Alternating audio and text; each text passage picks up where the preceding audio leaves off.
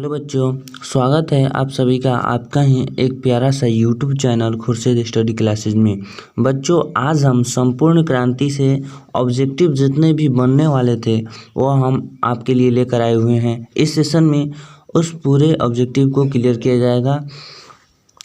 आज का जो क्लास है हम शुरू करने जा रहे हैं। अगर आप हमारे चैनल पर नए आए हैं तो उसे ज़रूर सब्सक्राइब करके रखिएगा और बेल आइकन की घंटी को प्रेस कर लीजिएगा, क्योंकि इस प्रकार का वीडियो आपको हमेशा मिलता रहेगा। शुरू करते हैं आज का क्लास। अगर बच्चों आप पिछले वीडियो नहीं देखे हैं, जैसे कि कौन सी पाठ विद्या उसकी क्या है, इसकी वीडियो मैं प्रॉपर बना चुका हूं और इसी चैनल पर अपलोड है और डिस्क्रिप्शन में भी उसका लिंक दे दिया हूं, वहां से आप लोग आसानी से देख सकते हैं। आज का प्रश्न शुरू करते हैं। देखिए, फर्स्ट प्रश्न जो है करा है, किसे लोकनायक के नाम से जाना जाता है। तो हम बता दें आप लोगों को, पहले संपूर्ण क्रांति के जो राइटर हैं वो हैं जयप्रकाश नारायण जी। जी हाँ दोस्तों, जयप्रकाश नारायण जी। और एक नंबर प्रश्न हमसे पूछ रहा है, लोकनायक के नाम से कौन जाने जाते हैं, तो जयप्रकाश नारायण। और एक ऑप्शन नंबर ए में पहले देख लीजिए क्या है, महात्मा गांधी को। नहीं दोस्तों, महात्मा गांधी को लोकनायक के नाम से नहीं जाना जाता है, जयप्रकाश नारायण को। जी हाँ दोस्तों, यही बिल्कुल करेक्ट ऑप्शन है, ऑप्शन नंबर बी। देखिए अब ऑप्शन नंबर सी में देखिए, महाकवि इनको नहीं जाना जाता है, बाल गंगाधर तिलक को इनको भी नहीं जाना जाता है लोकनायक के नाम से। सिर्फ और सिर्फ इसका करेक्ट जो ऑप्शन है, ऑप्शन नंबर बी।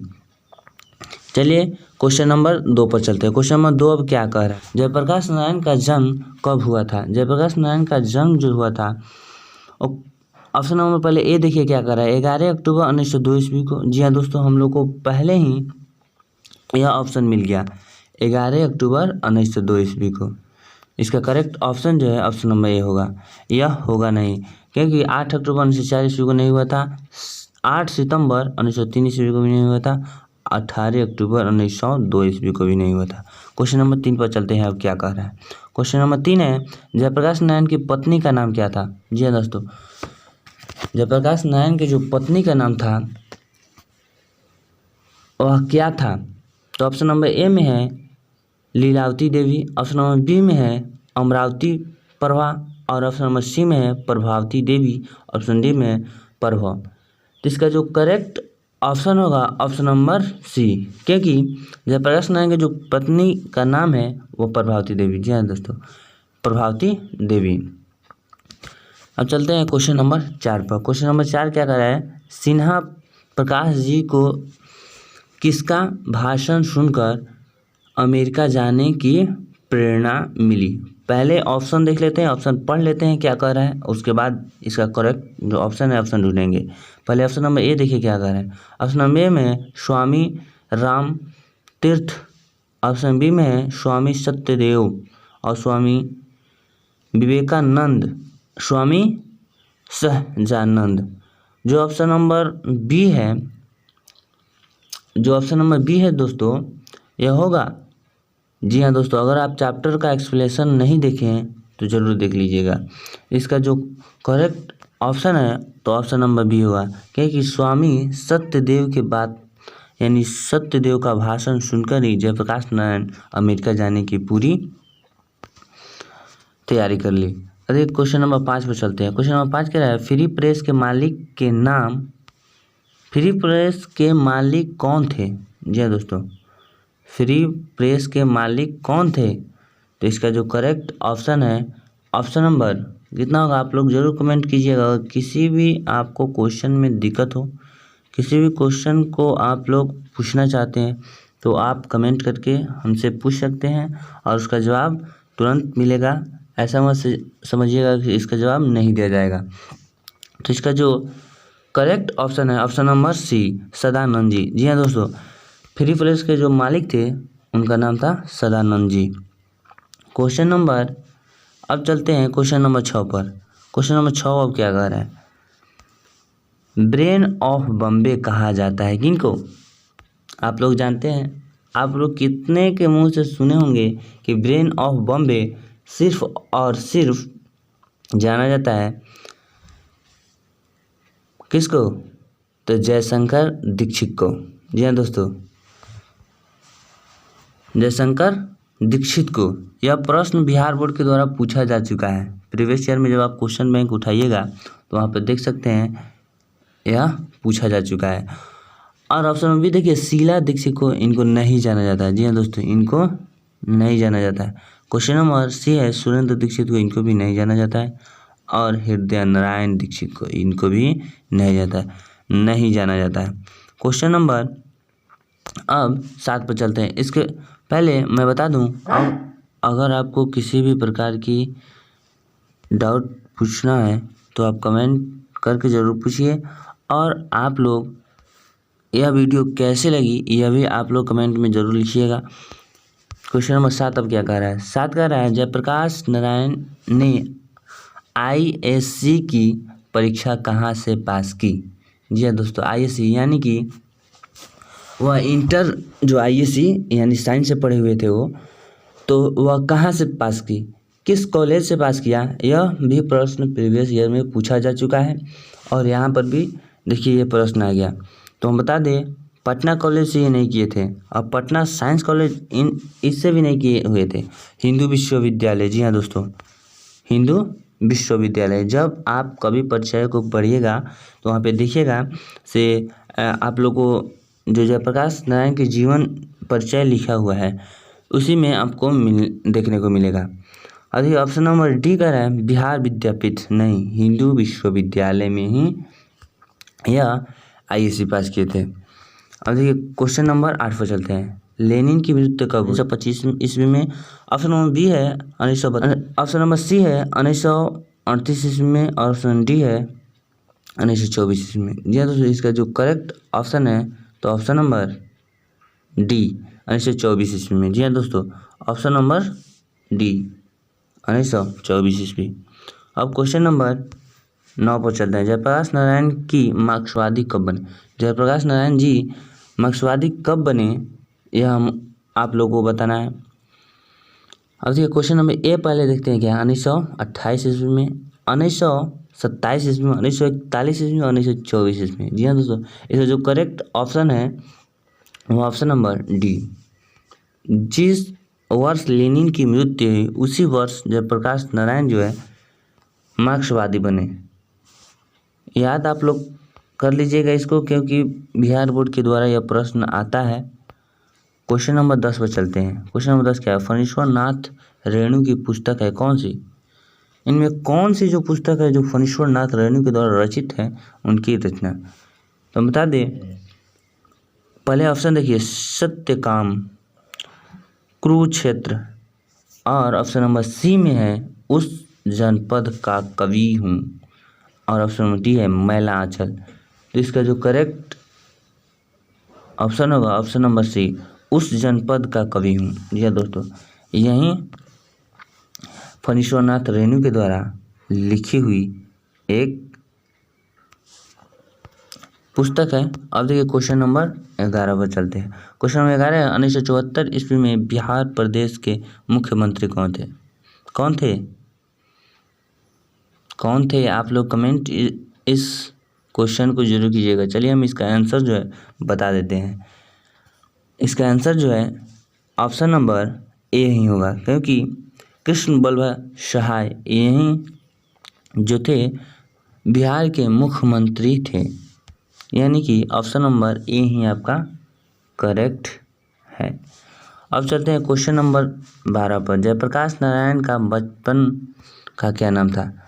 यह प्रश्न बच्चों हम बता दें से 2000 और ये लगातार प्रश्न पूछा जा चुका है बिहार बोर्ड के द्वारा। उम्मीद है कि 2025 के एग्ज़ाम में यह प्रश्न देखने को मिले, तो आप लोग घबराइएगा मत। देखिए इसका जो करेक्ट ऑप्शन होगा ऑप्शन नंबर सी, बाउल। जी हाँ दोस्तों, इसका जो करेक्ट ऑप्शन है option number C, bowl. Jayaprakash Narayan के बचपन का नाम बाउल ही था। क्वेश्चन नंबर अब चलते हैं 13 पर। क्वेश्चन नंबर 13 क्या कर रहा है? क्वेश्चन नंबर 13 है, जयप्रकाश नारायण ने किस साल छात्र आंदोलन का नेतृत्व किया? किस साल? तो पहले ऑप्शन देख लेते हैं, 1973 ईस्वी में, 1976 ईस्वी में, 1974 ईस्वी में और 1977। इसका जो करेक्ट ऑप्शन होगा ऑप्शन नंबर डी, 1977 ईस्वी में जयप्रकाश नारायण आंदोलन के नेतृत्व करना शुरू कर दिए 1977 ईस्वी। अब चलते हैं क्वेश्चन नंबर 14 पर। क्वेश्चन नंबर 14 क्या कह रहा है, जयप्रकाश नारायण के पिताजी का क्या नाम था? क्या नाम था?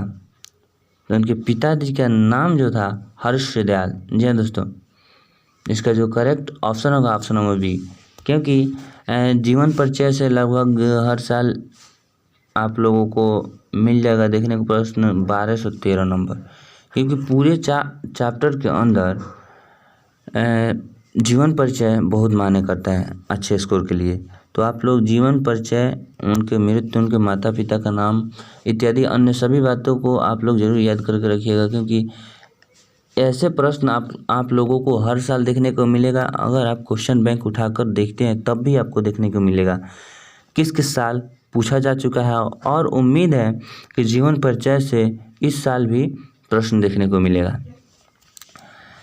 क्वेश्चन नंबर 14 का जो सही और सटीक आंसर है वह है question number option number B, Harish Dayal. जी हाँ दोस्तों, हरीश दयाल। और क्वेश्चन नंबर 15 पर चलते हैं। क्वेश्चन नंबर 15 क्या कर रहे हैं, लेनिन की मृत्यु कब हुई थी? कब हुई थी? तो 1924 में। देखिए, जयप्रकाश नारायण मार्क्सवादी कब बने? 1924 में। लेनिन की मृत्यु कब हुई? तो 1924 में। इन दोनों का, लेनिन की मृत्यु और जयप्रकाश नारायण मार्क्सवादी कब बने, ये दोनों प्रश्न का आंसर जो है तो 1924 में है, लेकिन आप लोग इसे ध्यान रखिएगा क्योंकि इसमें से एक प्रश्न रहता ही रहता है। तो इसका जो करेक्ट ऑप्शन है ऑप्शन नंबर ए। चलते हैं अब 16 पर। 16 क्या कर रहा है, दिनकर जी किस लिए प्रसिद्ध हैं? किस लिए प्रसिद्ध हैं? तो आप लोग ज़रूर बताइए इसका आंसर कमेंट में, किस लिए प्रसिद्ध हैं वो? तो ऑप्शन नंबर ए देखते हैं, साहित्य रचना के लिए, और ऑप्शन नंबर बी है संगीत के लिए, ऑप्शन नंबर सी है मूर्ति निर्माण के लिए, और ऑप्शन डी है उपन्यास लेखन के लिए। तो इसका जो करेक्ट ऑप्शन होगा ऑप्शन नंबर बी, संगीत के लिए। जी हाँ दोस्तों, इसका जो करेक्ट ऑप्शन होगा ऑप्शन नंबर बी, संगीत के लिए दिनकर जी प्रसिद्ध हैं। क्वेश्चन नंबर 17 पर चलते हैं। जयप्रकाश नारायण को भारत की जनता किस नाम से याद करती है? किस नाम से? तो आप लोगों को ऑप्शन नंबर सी में दिखाई दे रहा होगा, लोकनायक। दिखाई दे रहा है? यह दोस्तों, जयप्रकाश नारायण को पूरे जो भारत की जनता है, बिहार की जनता है, यह लोकनायक के नाम से जानते हैं, यानी कि ऑप्शन नंबर सी इसका correct option. Option number question number 18 पर चलते हैं। क्वेश्चन नंबर 18 क्या कह रहे हैं, जयप्रकाश नारायण ने संपूर्ण क्रांति वाला ऐतिहासिक भाषण कहाँ और कब दिया था? तो आप लोग जब चैप्टर एक्सप्लेनेशन जब करेंगे तो वहाँ से ऑब्जेक्टिव भी क्लियर हो जाएगा, सब्जेक्टिव भी क्लियर हो जाएगा, और आसानी से ऑब्जेक्टिव को हल करने में बिल्कुल आपको आसानी महसूस होगी, क्योंकि जब तक आप पूरे चैप्टर एक्सप्लेनेशन, जीवन परिचय इत्यादि आप लोग अगर नहीं पढ़ते हैं तो आप लोग को ऑब्जेक्टिव या क्लियर करने में बहुत मुश्किल लग रहा होगा। पहले आप लोग चैप्टर को पढ़िए, समझिए, और उसके बाद ये ऑब्जेक्टिव सेशन देखिए, तब आपको बनाने में बहुत मज़ा आएगा। चलिए, क्वेश्चन नंबर 18 है, जयप्रकाश नारायण ने संपूर्ण क्रांति वाला ऐतिहासिक भाषण कहाँ और कब दिया? तो इसका जो करेक्ट ऑप्शन है ऑप्शन नंबर डी। जी हाँ दोस्तों, क्योंकि पटना में 5 जून 1974 ईस्वी को। जी दोस्तों, अब पटना में 5 जून 1974 ईस्वी को। क्वेश्चन नंबर 19 क्या कहा है, रिकंस्ट्रक्शन ऑफ इंडिया पॉलिटिक्स किसकी रचना है? किसकी रचना है? तो ऑप्शन नंबर पहले देख लेते हैं। ऑप्शन नंबर ए का है Jawaharlal Nehru, option number B है Ram Manohar Lohia, option number C है Madan Mohan Malviya, option number D है जयप्रकाश नारायण। 19 का जो करेक्ट ऑप्शन है ऑप्शन नंबर डी। जी हाँ दोस्तों, ऑप्शन नंबर डी इसलिए करेक्ट है क्योंकि रिस्ट्रक्शन ऑफ इंडिया को सिर्फ और सिर्फ जयप्रकाश नारायण के नाम से ही जानता है। इनकी पॉलिटिक्स और रिस्ट्रक्शन ऑफ इंडिया पॉलिटिक्स इन्हीं का रचना है, जयप्रकाश नारायण जी का। अब चलते हैं क्वेश्चन नंबर 20 पर। प्रजा सोशलिस्ट पार्टी का गठन कब हुआ? तो ऑप्शन नंबर पहले ए देखते हैं क्या कह रहा है, 1952 ईस्वी में। ऑप्शन नंबर बी है 1949 ईस्वी में, 1947 ईस्वी में और 1962 ईस्वी में। जो इसका जो करेक्ट ऑप्शन है तो ऑप्शन नंबर ए। जी हाँ दोस्तों, ऑप्शन नंबर ए इसलिए करेक्ट है क्योंकि प्रजा सोशलिस्ट पार्टी का गठन जो हुआ था तो 1952 ईस्वी में। और अगर आप इस वीडियो को अपने दोस्तों में शेयर अभी तक नहीं किए हैं तो इस वीडियो को अपने दोस्तों में ज़रूर शेयर करें, क्योंकि यह वीडियो बहुत ही महत्वपूर्ण है और उम्मीद है कि इससे आपको ज़रूर हेल्प मिली होगी एग्ज़ाम को क्रैक करने में, एग्ज़ाम में अच्छे रिजल्ट को पाने में। अब चलते हैं क्वेश्चन नंबर 21 पर। क्वेश्चन नंबर 21 क्या कह रहा है? जयप्रकाश नारायण को भारत रत्न की उपाधि दी गई कब? तो ऑप्शन नंबर ए कह रहा है 1990 ईस्वी में, ऑप्शन नंबर बी है 1998 ईस्वी में, ऑप्शन नंबर सी है 1978 ईस्वी में और ऑप्शन नंबर डी है 1974 ईस्वी में। तो इसका जो करेक्ट ऑप्शन है ऑप्शन नंबर बी, 1998 ईस्वी में। जी हाँ दोस्तों, ऑप्शन नंबर बी। अब चलते हैं क्वेश्चन नंबर 22 पर। उर्वशी किसकी रचना है? जैसे तो उर्वशी, यह प्रश्न पूछा जा चुका है बिहार बोर्ड के द्वारा। उर्वशी किसकी रचना है? तो उर्वशी, पहले प्रश्न आप लोग जरूर पूरे प्रश्न पढ़िएगा, क्योंकि जब पूरा प्रश्न पढ़िएगा तो समझ आएगा से प्रश्न के मुताबिक और क्वेश्चन के मुताबिक। बहुत बार देखिएगा से क्वेश्चन दिया रहेगा और ऑप्शन डायरेक्ट आपको दिखाई देगा, और वैसा नहीं करना है, पहले पूरे प्रश्न को पढ़ना है, पूरे प्रश्न को पढ़ना है। तो चलिए प्रश्न देखते हैं ए नंबर क्या कह रहा है। ए नंबर में है रामधारी सिंह दिनकर। तो हम लोग को फर्स्ट ही प्रश्न में मिल गया रामधारी सिंह दिनकर। इसका करेक्ट ऑप्शन जो है ऑप्शन नंबर ए होगा। Option number A Ramdhari Singh Dinkar. Question number चलते हैं 23 पर। माटी की मूर्ति रचना किसकी है? किसकी है? जो माटी की मूर्ति रचना है, पहले ऑप्शन देखते हैं रामधारी सिंह दिनकर का, ऑप्शन नंबर बी है रामवृक्ष बेनीपुरी का और ऑप्शन नंबर सी है गजानन माधव मुक्तिबोध और ऑप्शन नंबर डी है आर.सी. प्रसाद सिंह।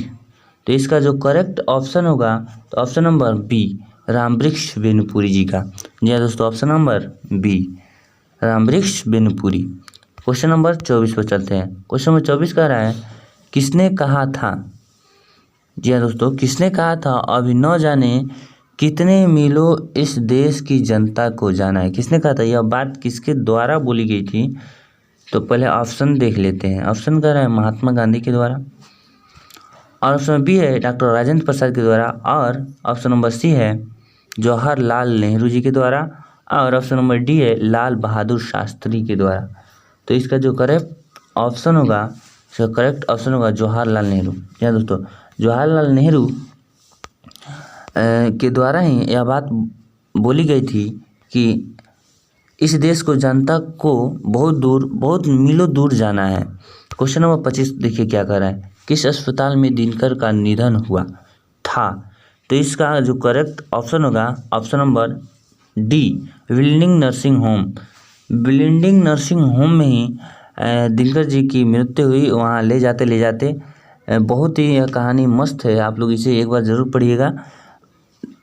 इसका जो करेक्ट ऑप्शन होगा, correct option number D building nursing home.